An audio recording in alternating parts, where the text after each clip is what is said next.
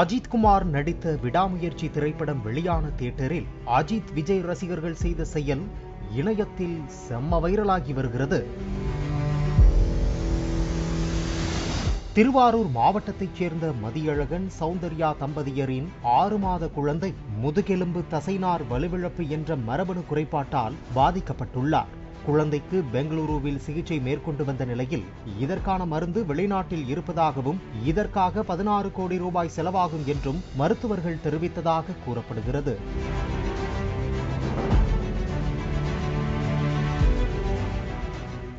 இந்நிலையில் விடாமுயற்சி திரைப்படம் வெளியான திருவொற்றியூர் MSM திரையரங்கில் விஜய் ரசிகர்களும் அஜித் ரசிகர்களும் ஒன்றிணைந்து குழந்தையை காப்பாற்ற QR ஸ்கேனர் மூலம் நிதியுதவி பெறும் வகையில் தியேட்டரில் பேனர் வைத்துள்ளனர். மேலும் திரையரங்கு சார்பில் QR கோடு பொருத்தப்பட்ட டிக்கெட் வழங்கப்பட்டுள்ளதாகவும் திரையில் குழந்தைக்காக உதவி கேட்டு வீடியோ திரையிடப்பட்டதாகவும் கூறப்படுகிறது. இதனால் பலரும் பண உதவி அளித்ததை கண்டு நெகிழ்ச்சி அடைந்த குழந்தையின் பெற்றோர் அஜித் விஜய் ரசிகர்களின் செயலை பாராட்டியுள்ளனர்.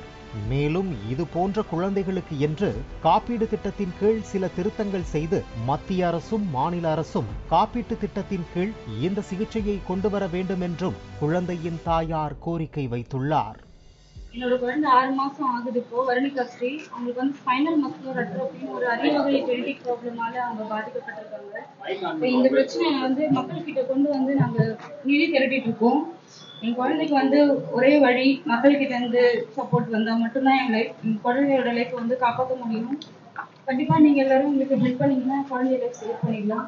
குழந்தைக்கு வந்து மேக்ஸிமம் உங்களால முடிஞ்ச அளவுக்கு எங்களுக்கு டொனேட் பண்ணுங்க, சப்போர்ட் பண்ணுங்க.